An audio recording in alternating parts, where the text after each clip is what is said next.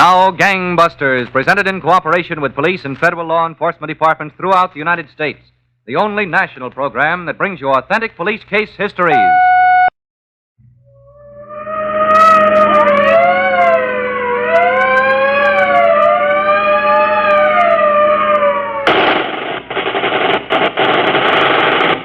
Tonight, Gangbusters presents the case of the high school Hotshots, who killed and robbed to buy their girlfriends a good time, but who found that a love letter in the hands of alert detectives could lead the way straight to the electric chair. Gangbusters has asked the Honorable C.L. Westover, former sheriff of Wayne County, Mississippi, to narrate by proxy tonight's case. Sheriff Westover, I know you have a purpose in telling tonight's case. I have, Don Gardner. As you'll see, I brought a 15-year-old guest to the studio whom we'll hear from later. Well, then, why don't you start right in, Sheriff? All right, Don. I think we ought to begin in a small city in Alabama, Maline. At the local bus station one afternoon, the 4 o'clock coach for Mobile was just about ready to pull out. All the passengers were aboard except one, a striking but overly dressed young woman. She was engaged in a prolonged farewell with a handsome youth who appeared to be a few years younger. All right, now take care of yourself, baby. Oh, I will, Joe, for you. Now, if everything goes all right, I ought to be in Mobile by the 1st, and I'll bring you a present. A real present. Oh, Joe, honey, would you? Oh, goodbye, Joe. Oh, just a second. Shim, come here, will you? I've got to hurry, Joe. Yeah, Joe, what is it? Madge wants to say goodbye to you, Shim. Oh, thanks. Goodbye, Shim. You're a nice kid. I hope we can get together again real soon. Gee, same here. So long, Madge, baby. Oh, Joe. Joe. Go on, they'll leave without you. Goodbye, Joe. Right. Have a good trip, Madge. Come on, let's get out of here. Sure, Joe.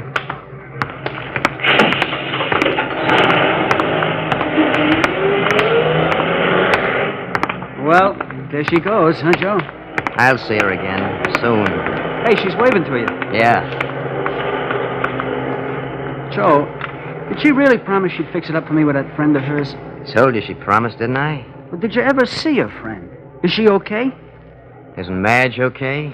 Well, she sure is. Then so's her friend. Come on, Shim, let's get out of here. I got a lot to show you before we can start thinking about any dames. Yeah. Jackson bus, leaving in 5 minutes. Jackson bus. You nervous, Shim? Sure I'm nervous. Weren't you the first time? Me, I never was nervous. Never in my life.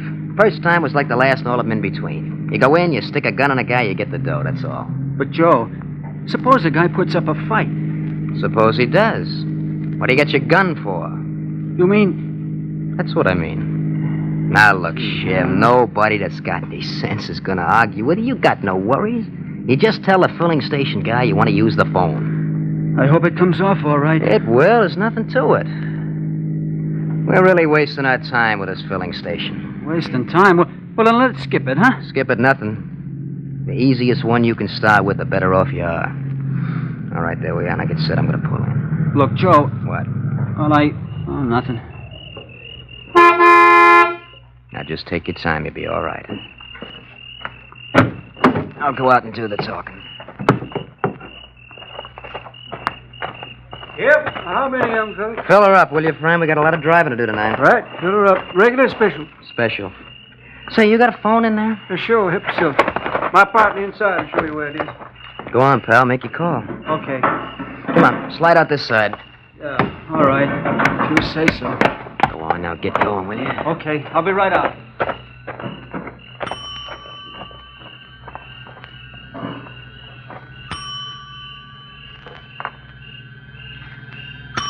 How's the oil, young fellow? Oil's okay. Nice car you got here. Whose is it, your father's? Oh, it's my brother's. Well, that's so. Well, he's got a good one, all right. If I were getting, I'd get one of these. Yes, sir, young fella. Awful nice car. All right, don't move. Okay, young fella. Just keep filling that tank. Just keep filling till this gun's liable to go off. That's it. All right, it's enough gasoline. Screw on the cap. Yeah. Good. Now drop the hose right there. Go on, drop it. Give me that changer. What? Come on, give it here. It's better. Now the bills. Come on, the bills. Okay. That's it, thanks. Okay, I got it. I got it all. Well, take it easy. Get the car started. Hurry up, will you? All right, mister. Here's something to keep you quiet. Okay. Now, get moving. Yeah.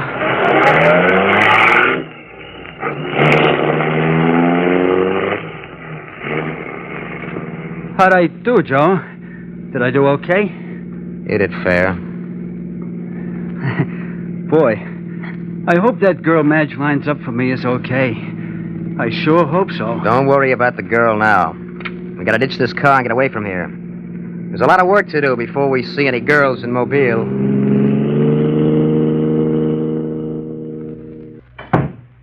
Hello, Shim. Where you been, Joe? I'm awful hungry. Looking over to town. Oh, by the way, if you want to get your suit pressed, there's a good tailor across the way, just a block or so from the hotel here. No, it's all right. There's no sense in having anything pressed. Don't look like we're ever getting to Mobile. Come on, let's... Oh, say, I went by the post office. There was a letter for you. Well, come on, hand it over. What are you waiting for? It's on the dresser. Guy's got a letter. You don't even tell him anything about it. I forgot. Ah, it's from Madge, all right. Hey, get a load of this perfume. Yeah, I got a load of it already. See if she says anything about that girl for me. Cheer up, will you, Shim? You'll have your girl. Well, I'd sure like to know when. Soon. It better be pretty soon.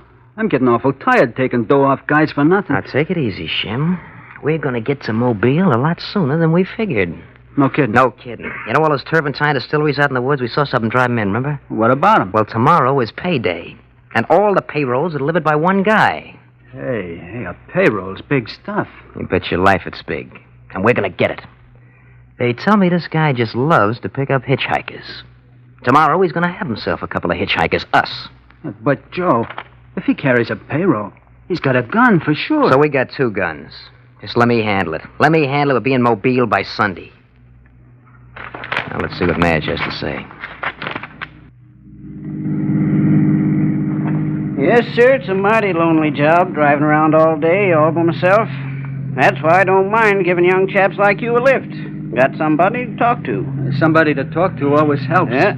Hey, you back there. You don't seem to like to do much talking. Oh, I do lots of talking. When I got something to talk about. Well, I reckon that's a good idea. Don't talk unless you got something to talk about. Look, boys, my first stop's about a mile or so down. Now, if you want to wait in the car while I run in the turpentine distillery a minute, why, I'll carry you further. I think your first stop's going to be right here. What do you mean? It means he's got a gun on you, mister. You better pull off the road right here. Oh, so that's the way it is. That's the way it is. Now get the car off the road and stop. Okay. Is this all right? Watch him. I'll show you. Oh, no, you don't. Oh, you hit him awful hard, Joe. Yeah, but he's going to get worse. All right, now come on. Push him out this way. Look, Joe. Come on, push him, will you? Come on. Okay. Oh. Shut up, you. What are you doing, Joe? Come on. Into the ditch with him. Let's go. Okay. Push. Watch him. Watch him. Gee, Joe, I think he's hit pretty bad. Let's get out of here. Wait a minute. This guy'd recognize us any place. You think he would? If he's dead, they'll never find out about us. We gotta plug him. Joe, you're kidding. Stand back there. Joe. Shut up. Now watch. Joe, put that gun away. Let's get out of here. Quiet. What'd you have to do it for? I did it. Let me tell you something. Don't you go getting cold feet. You're just as guilty as me. You understand that, don't you? Honest, I don't know whether all this is worth... Hey, your car. It's all right. Turn off that crossroads down there. Come on, let's get out of here. Go on, get in. Get in. We'll ditch the car and then travel. We got a lot of dough to travel on now.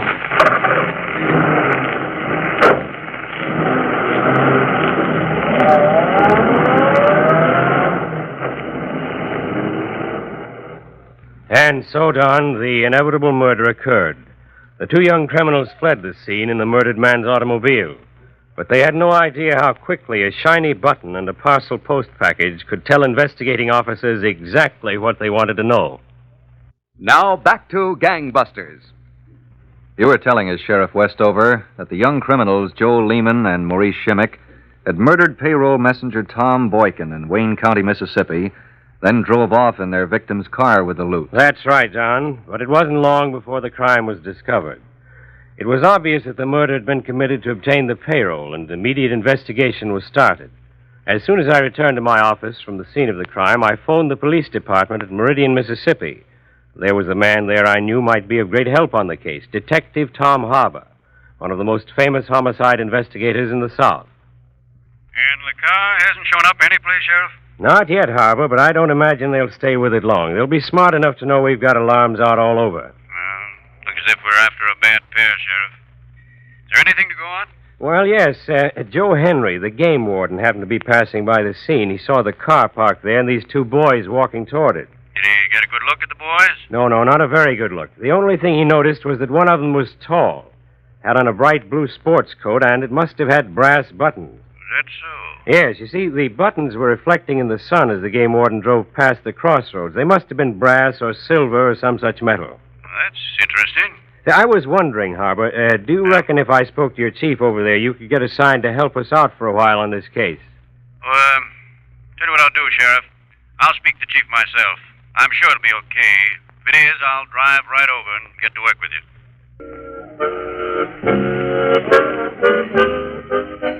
Oh, go on, Shim. Drink your beer. Stop worrying all the time, will you? You talk like we got nothing to worry about. After all, we killed the guy. For crying out loud, keep it down. Okay. Gee, I didn't want this kind of trouble. All I wanted was a girl and some fun. You got no trouble. That was in Mississippi. We're in Georgia. It's like another world. Maybe. But you still should have done like I said. You should have thrown a gun in a river someplace instead of sending it to her. And I'd need that gun again soon. Gee, it don't seem safe to me. We should have buried it with that payroll money. Hey. What's the matter with you, Joe? Let go, will you? Let Are you go. hitting Madge? Can't be trusted. No, let go, please. I wasn't hinting nothing. All right, then. Remember this. Maybe I pulled the trigger. But you can get just as much as me, just as much. If I pick us up, keep your mouth shut and we'll be okay. Well, Sheriff, I think I've rounded up a pretty good description of those boys from people who saw them around town. We'll need a pretty good one, Harbour. We've located the car. Oh? Yes, back in the woods near McLean. Not a good print on it any place, though. Nothing. Well, didn't expect to pick them up in the car. That was too much to hope for. Yes, I know it was, but you still hope anyway. Now, what about those descriptions, Harbour?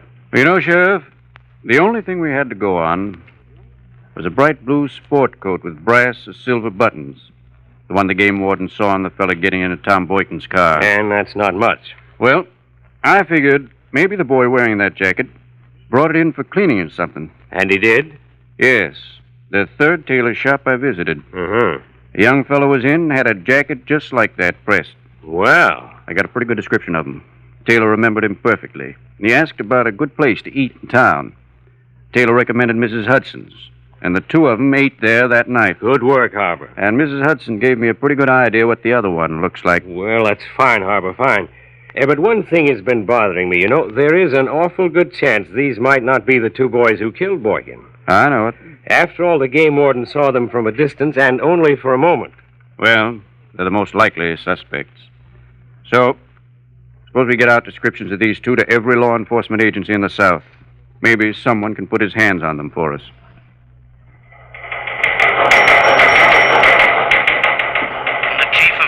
LaGrange, Georgia, to the sheriff, Wayne County, Mississippi, holding two young men, giving names Joseph Lehman and Maurice Shimmick. Answer description, wanted circular reaching here. Both admit presence in Waynesboro, approximate date, but deny any part of murder. No evidence to contrary. Advise.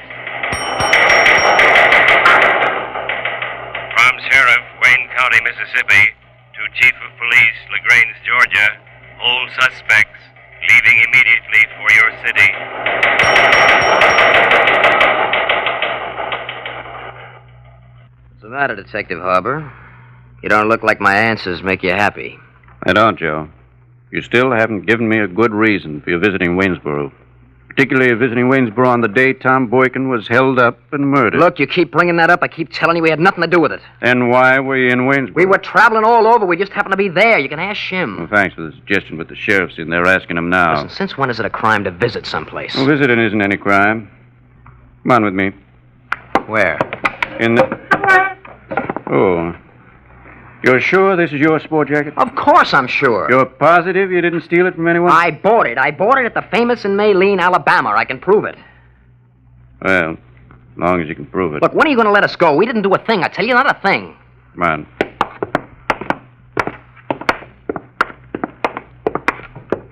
It won't do you any good to lie, son. I'm not lying. We didn't kill anybody, Sheriff. We didn't do a thing wrong. Hello, Shim. Don't let these policemen scare you. I'm not scared, Joe. Why should I be scared? I didn't do anything. That's the way. Well, neither of you have to be frightened. Now, look, we know you got a job to do, Sheriff. Yeah, no hard feelings. That's the right attitude, boys. But when do we get out? That's a question. What do you mean it's a question? You got no right to hold us if we're innocent. Well, we could start extradition proceedings, take you back to Mississippi. Well, why don't you? We will if we have to. What do you mean, if you have to? Exactly this, boys. If you'll agree to come back to Waynesboro with us, we promise not to put you in jail until we get this thing cleared up. Why should we? Well, you were interested in seeing this thing straightened out, aren't you? Well, look, it's your job to straighten it out, not mine. We didn't kill anybody. We won't go back with you. Why should we? What do you mean you won't put us in jail? Where will you put us? We'll get you a room at the hotel with a deputy to keep you company. Company? Huh. But, on the other hand, we can start extradition proceedings right away, and chances are we'll get you anyway. In that case, it'll have to be jail. You mean that about the hotel? Yes? All right, we'll go back with you. Joe. Why not? They'll put us up in a hotel. Gee, I don't know. Why should we take the chance of laying out in jail? We can live like kings in a hotel. The week of 10 days will be out. We didn't do nothing. Okay, Joe. If you think it's best. All right, Mr. Harbour. We'd like to see that you get this thing cleared up. We'll go back with you. That is, if you give me your word about the hotel. Sheriff? You have my word. You two can stay at the hotel. We won't put anybody in jail until we're positive who the murderers are. Now back to Gangbusters. Yes? Good evening. What is it? You're Madge Thomas? That's right. My name's Tom Harbour. I'm with the Meridian, Mississippi Police Department. Meridian, Mississippi. Yes, I came all the way to Mobile to see you. May I come in? Okay, if you want. Thanks. What did you want to see me about? I believe you're acquainted with a young man named Joe Lehman. Joe Lehman? Well, no, I don't think so. You're the only Madge Thomas at this address? As far as I know. And this is your handwriting? Well, Is it or isn't it? yes, it is. It's quite a torrid love letter you wrote to Joe Lehman, a young man you don't even know. All right, I know him. I know lots of men. His name just slipped my mind for a minute. I can imagine. Joe wouldn't like to hear that. Sure, he thinks a lot of you. You know, he thinks so much of you, he had that letter sewn in the lining of his jacket just to keep it close. I can't help what he thinks of me. I barely know him. He's just a kid. What's that in there? Kitchen? Yes, it's the kitchen. What do you want with me? The letter said your last received, darling, and the package came a few days later. What package? Say, what's this all about, anyway? I'll tell you what it's all about. You're Joe and another young fellow suspected of committing murder. Murder? Yes, and robbery. I want to see what was in that package he sent you. It wasn't anything, only a present. He sends me presents all the time. All the time. That may be so, but if what I think is in that package, you can be held as an accessory after the fact. Me? That's who I'm talking about. You can go to the penitentiary. Oh, no. And there's no beauty parlors, no silk stockings, and no men. Look, it was a gun in the package. I didn't know what it was for. Where is it? He just said keep it. Where's the gun? It's right over here. Right here. Get it. There it is in the drawer. I haven't touched it since it came. I didn't know what it was for, honest. Well, that's to be determined. I'll cooperate. I'll do anything. All right, you can start cooperating right now. There's a train back in an hour. We'll be on it.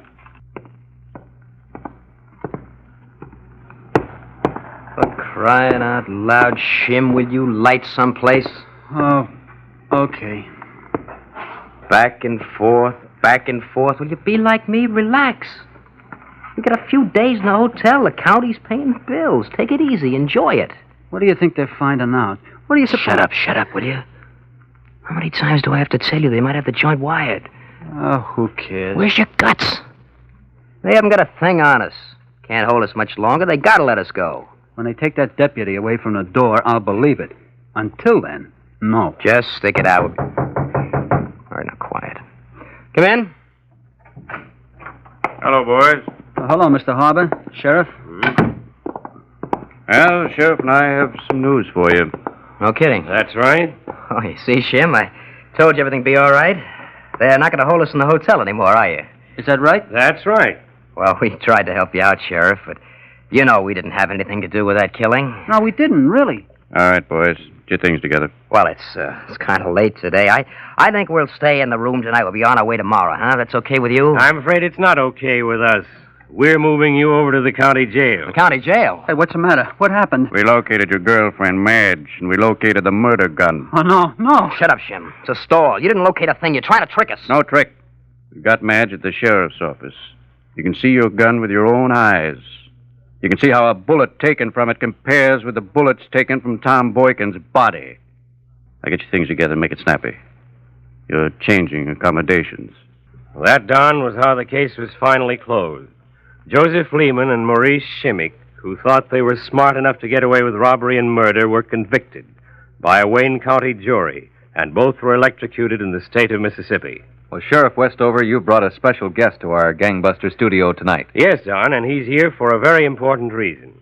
He's 15-year-old Edward Michel, specially sent to our Gangbusters program tonight as the representative of the Madison Square Boys Club of New York. Meet Don Gardner, Eddie. Hello, Mr. Gardner. Well, hello, Eddie.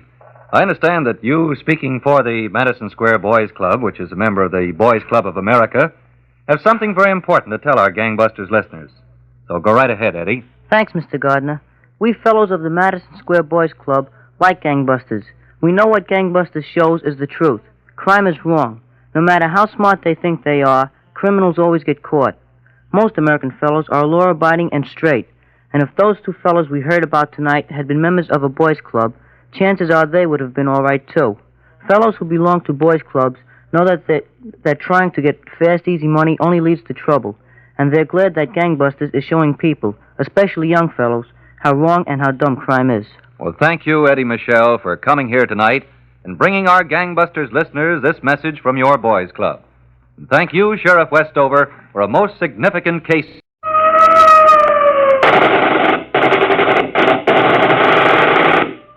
Tonight's case was dramatized by Stanley Niss and directed by William Sweets, with Bob Reddick and Alan Stevenson in leading roles.